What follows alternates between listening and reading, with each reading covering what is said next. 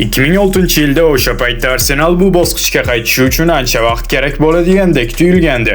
Lekin bu safar siz tezroq qaytsangiz kerak. Siz ham shunday fikrdamisiz? Bilmadim. Biz ancha yillardan beri bir xil kelayotgan bosqichni yakunlashimiz kerak. Daraja har mavsumda o'smoqda. Musobaqani ajoyib tarzda o'tkazdik. Biz bu musobaqada birorta ham o'yinda mag'lubiyatga uchramadik. Haqiqat shundaki, qachonki bizda vaziyatlar paydo bo'lganida Masqueraga berilgan penalti va Madueke'ga berilmagan penalti.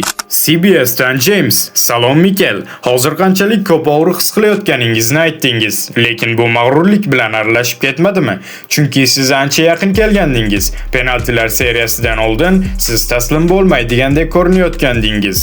Albatta, men futbolchilarga va xodimlarga aytganlarim shuki, ularga qancha rahmat aytsam ham kam va bu biz Premier Ligani yutganimiz uchun yoki Kubok finalida o'ynaganimiz uchun emas, Chempionlar Ligasidagi ajoyib o'yinlarimiz uchun emas. Bu biz har kuni birga yashagan lahzalar va quvonch uchun. Bu boshqa hamma narsadan ustundir.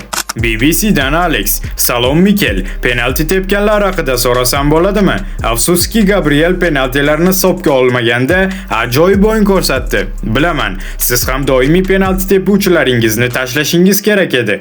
Xo'sh, o'zi u qanday qilib 5-raqamga aylandi? U qo'lini ko'tardimi yoki bu qanday sodir bo'ldi? U 5-bo'lishni xohladi. Shubhasiz, biz bu lahzaga tayyorgarlik ko'rgandik. Shug'ullangandik. Odatda penalti tepuvchilar Bukayo, Martin, albatta Kay bo'lardi. Agarda biz extra time'larga va penaltilarga o'tsak, penalti tepuvchilar mashg'ulotlarda penalti tepishda sifatga ega bo'lgan futbolchilar bo'lishini bilardik. U hech birini o'tkazib yubormaydi, lekin ayni shu lahzada qilish kerak edi. Bizda ulardagi kabi aniqlik va samaradorlik yo'qligidan afsusdamiz. Shuning uchun biz yuta olmadik. Ha, menimcha natija yaxshi bo'lmasa-da siz ancha yaxshi o'yin ko'rsatdingiz. O'yin oxirigacha PSG bilan kurashdingiz. Ha, ancha qiyin o'yin bo'ldi. Albatta, oldinga chiqib olish juda yaxshi boshlanish edi. Keyin biz o'yinni nazorat qildik. Ular to'pni ko'p ushlab turishsa-da imkoniyatlar yaratishlariga qo'ymadik.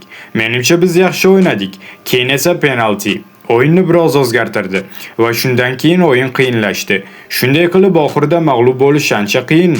Deklan, bu og'riqni so'z bilan ifodalab bera olasanmi? Finalda penaltidan yutqazish juda alamli, unutilmas mavsum. 63-o'yinni o'tkazdik. Butun borimizni berdik. Birga g'alaba qozongandek mag'lubiyatni ham birga qabul qilamiz. Jamoadoshlarim bilan faxrlanaman.